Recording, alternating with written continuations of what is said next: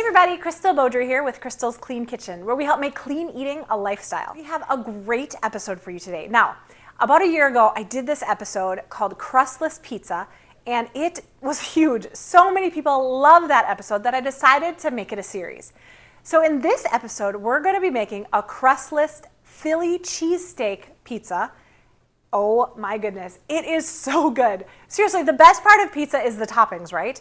Well, to make this low-carb friendly, we're gonna get rid of the crust and just focus on the toppings. It's so simple to do, you're going to love it. Now, don't forget though, will you do me a huge favor and hit that like button? Thanks so much. All right, so here is all the ingredients that you are going to need. Now, the type of meat that I'm using is some grass-fed beef sirloin. It's already cooked, it's already cut up, which makes it really easy to do. We're gonna be doing tons of different kinds of vegetables. So we have some mushrooms, we have some green onions, green peppers, tomatoes, onions, and some chives for the top. Of course, we are trying to eat the rainbow, as you can see. Now for our cheeses, we're gonna be doing some mozzarella, some cheddar, some Parmesan cheese, and then for our sauce, we're doing an Alfredo sauce. Now I personally like this brand the best just because they do not add inflammatory oils in with their recipe, which is awesome. Now for our seasonings, we're going to be doing some salt, some pepper, garlic, and some Italian seasoning. So I'm going to be making a 13x9 pan of this crustless pizza. So I'm actually going to be doing probably kind of a lot of toppings just because that's kind of a big space to fill.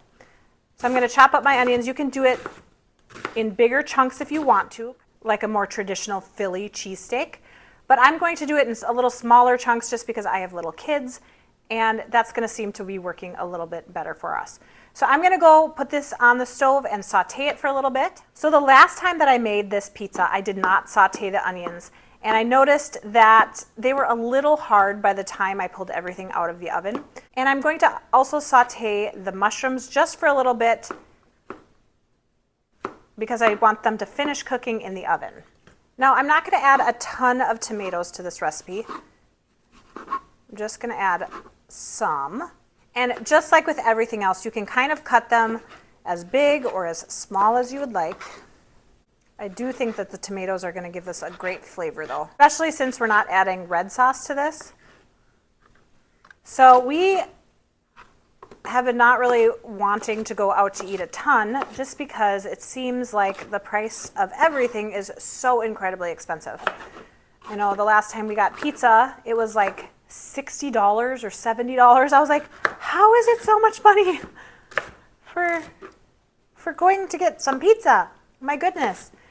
So I know that using steak in a supper recipe will be a little bit more, but in the long run, you are totally going to save money.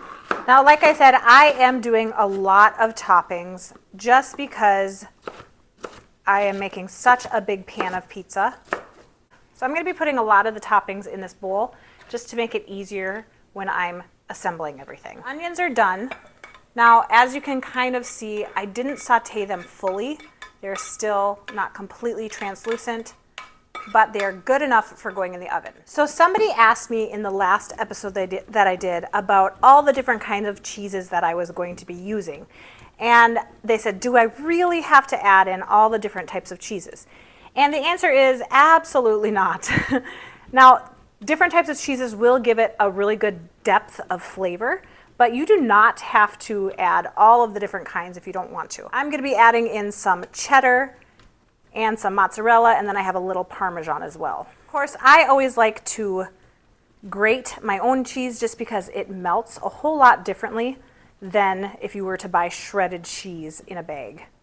Because the shredded cheese in a bag is coated with cellulose, which is kind of like sawdust. Obviously, something coated in sawdust is going to melt a little bit differently than some fresh cheese. So now we have everything. I put the sauce on the bottom of the pan. I'm going to start with a little cheese on the bottom of both mozzarella and cheddar. Then I'm going to hit it with some meat. Now I took the meat out of the package. I cut it, even though it's sliced already, I cut it a little bit more because I didn't want super huge chunks of meat. And now I'm just going to separate it, make sure that there's not huge chunks everywhere. But I love that at Costco, as you can see, they kind of take the meat and they don't cook it so that it's super, super well done, which I really appreciate, because when I put this in the oven, I don't want it to be overcooked and super well done so that it loses a lot of its flavor. Okay, got some meat. I'm gonna start with my veggies, my onions,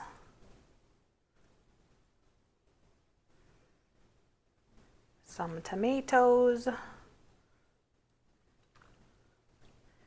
And the other good thing about adding it like this is if you have prepped too many ingredients, you just might have a little left over, which is totally fine. All right, now I'll do another layer of cheese. And I'm also going to be adding in some of the Parmesan on this layer too.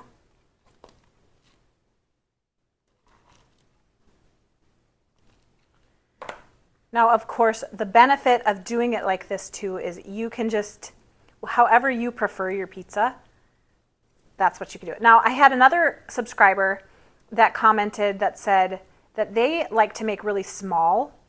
They like to make it in really small dishes because then everybody can put whatever toppings they want, and almost like a personal pan pizza that's crustless, which I thought was awesome. What a great idea. All right, I put tons of meat. I'm going to put the rest of the veggies on. You know what? I think I have enough veggies and meat to make another little dish. All ready to go. The last step that I need to do is I'm going to just put a little chive over the top of it. You do not have to do this though if you don't have chives already. It's just going to give it another little good flavor. Now, I actually had enough ingredients to make both pans, one smaller one and one bigger one. I'm going to be able to put this in the freezer and save this for a night that I am just too busy to cook, and it'll be all ready to go. So for my 13x9 pan, I'm going to be cooking this at 425 degrees until it's really nice and golden brown over the top. All right, you guys, that was it. Now, I pulled it out of the oven. I let it cool down for a while. It's ready for a taste test. You ready, girl? Yes. Okay.